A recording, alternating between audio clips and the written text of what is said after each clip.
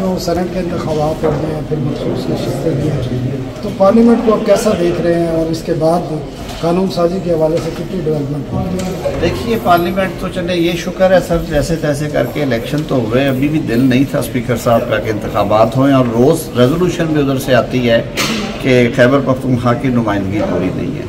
मैं तो समझता हूँ कि chief justice Peshawar high court ने आर्टिकल 255 के तहत अपना जिम्मेदारी पूरी करके, अपना इख्तियार इस्तेमाल करके लिखी की है सूबे पे कि हाउस ऑफ फेडरेशन में उनकी नुमाइंदगी पूरी हो। तो आप क्या समझते हैं कि इनके जो तादाद पूरी होगी सेनेट की, नेशनल असम्बली की, तो आपके क्या आगे क्या गोल्स क्या हैं?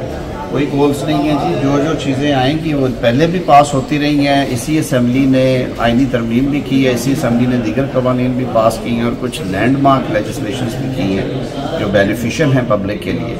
तो ये सिलसिला जारी रहेगा। ये कानून साज इदारा है, यहाँ पे कानून साज। जैसे सेनेट के इंतखाबात के हवाले से बड़ी डिबेट हुई है, चीज़ें भी सामने आई हैं और लोगों को भी बड़ी मायूसी हुई है।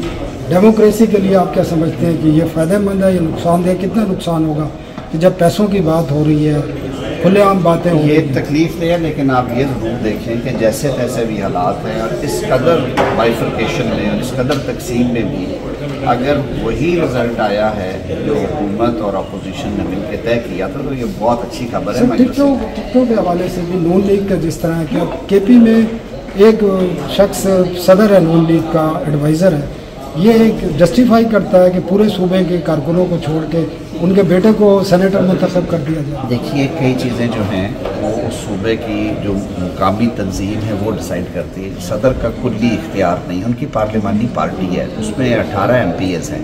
उन्होंने यूनानिमसली वो कैंडिडेट डिसाइड किया। वो पहले एज एन MNA सर्व कर चुके हैं, उनकी पार्टी के लिए अपनी खिदमात है और पार्टी में इस वजह से किसी को पीछे नहीं किया जा सकता कि क्योंकि तुम्हारा बाप या तुम्हारा भाई जो है वो फलां होते हुए बैठे तुम्हें इसलिए नहीं दिया जाएगा।